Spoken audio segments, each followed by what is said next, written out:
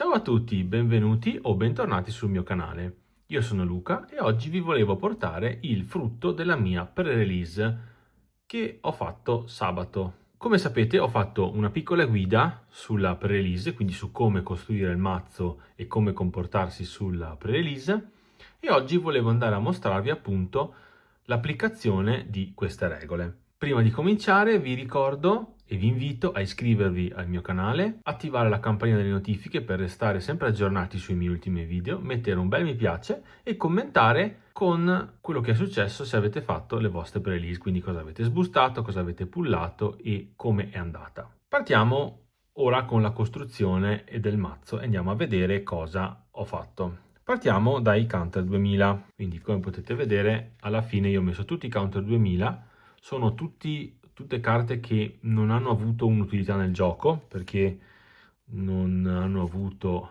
niente di particolare, tutto counter 2 che ho utilizzato come counter 2 e poi vabbè c'è lei questa sbustata che è stata fondamentale nel secondo game perché mi serviva dall'ultima vita un counter 2 e c'era lei.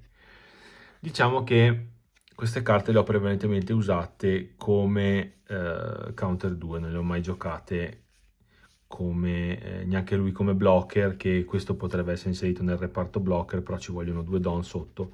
Non le ho praticamente mai giocate queste, però tutti i counter 2 alla fine avete 3, 6, 9, quindi quasi quanto un mazzo costruito. Secondo andiamo a vedere il reparto blocker. Lui, blocker fortissimo, che ti va a prendere un Baroque Wars dal trash, quindi scartate counter 2 e le riprendete in mano. Un altro blocker e potete fare pesco 2, scarto 1. Lui fortissimo perché dà un do restato al tuo one leader e sapete che il leader è tutti i tipi, tutti i colori. Lei assolutamente fortissima. Loro due li andavo a giocare in combinata con o Vergo o Kaido e praticamente facevo Vergo -1 con la sua abilità torna il Don. Vergo -2 con la loro abilità torna il Don. Quindi assolutamente fortissimi. E poi i due Barba a 8 che non ho mai giocato praticamente, non sono mai arrivato a tirarli perché tirare a 8 lui, un blocker, mi sembrava un po' una giocata lenta e non avevo niente, di costo 8 superiore non avevo niente, neanche una boa SR tutte sotto l'8, avevo solo loro come manzi grossi, però blocker fortissimo ma non l'ho mai giocato. Poi andiamo a vedere tutto il reparto Vanilla o Vanillish. Allora, Coffin Bot molto forte se vista in early game, comunque un Don pesco non è male, e poi ogni fine turno setti il Don per l'evento. Purtroppo avevo soltanto un evento, quindi ho giocato sempre col Don Open ma non avevo mai l'evento. Boa 5, pesco scarto, Vergo e Kaido, queste le ho giocate in combinata perché avevo già Vergo a terra, ho giocato Kaido che mi diventava Rush, ho fatto Don -3 e ho pulito praticamente tutta la board perché Vergo mi ha fatto -2000, ho attaccato, ho fatto 7 su 6, mi dà counter 2, faccio 9 su 6, non aveva niente da rispondere. Ryuma, anche io, pesco 2, scarto 2. Kikunojo l'ho usata una volta per fare un doppio attacco da 5 col leader, tanto il mio avversario non aveva carte in mano. Missile Sunday è forte perché è un 78000, long play, alla fine non è mai servita, non l'ho mai giocata, e invece lui è anche carino perché comunque ti rimette un don attivo, quindi 5 don lo paghi 4, quindi non male.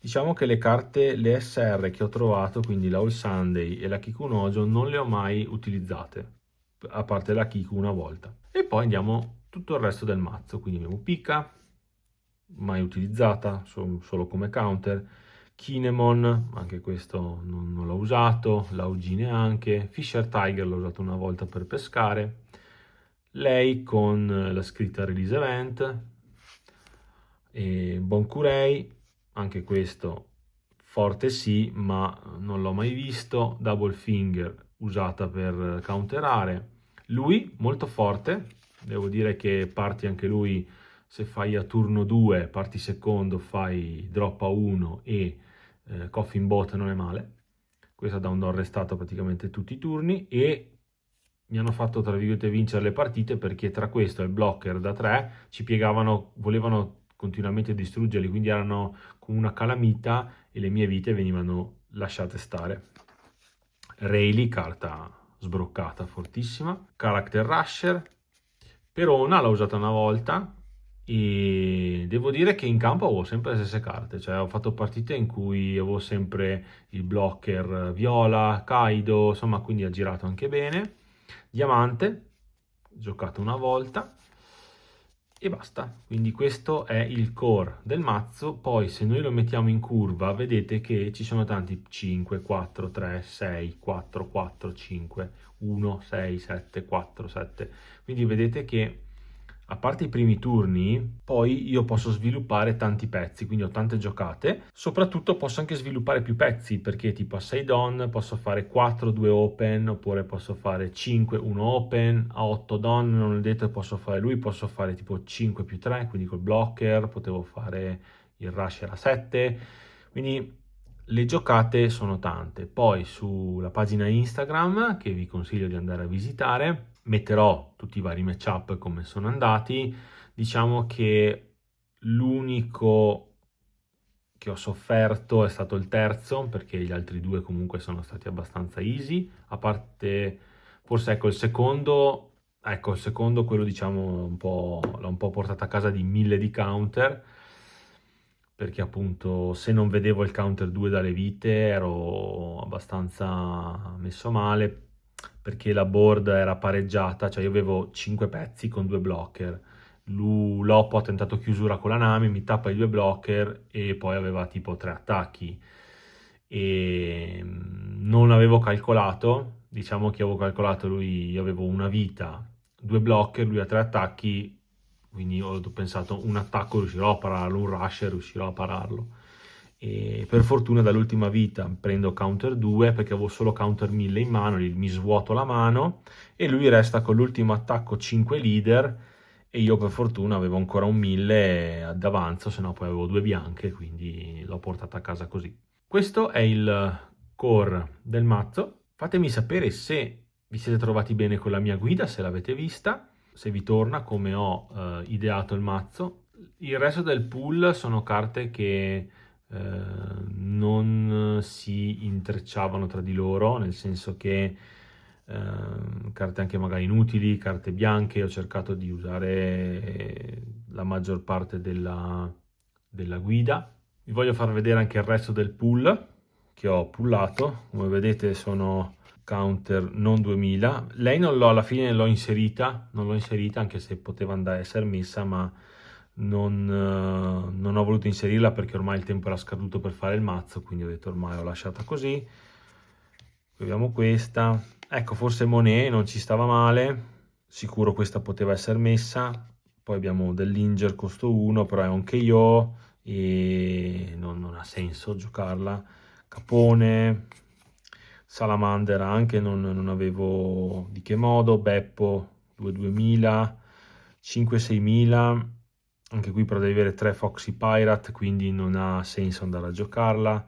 Questo è un counter 1000, lui sempre 2-3000, tutte le carte di basso valore, no? Ecco, di basso valore di power. On play questo va a un sercino, questo devi dare più 5000 a lui di potenza, ma chiaramente in low funziona, in pre-release no, sempre da 1000, questo è un 3-3000, questo è sempre un KO, lui è un vanilla, qui dovrei giocare un altro East Blue, ma non ce l'avevo, Shiryu, che questo non è proprio, perché non voglio trasciarmi tutte le carte alla mano, e questo ce n'avevo già uno. Margherita non ha senso perché devi guardare, è un sercino, e lui potevo giocarlo, ecco, questo sinceramente non l'ho visto, questo potevo giocarlo, questo sì, non l'ho letto. Un'altra Margherita, questo non countera, questo non countera, normale, questo si potrà giocare, gloriosa,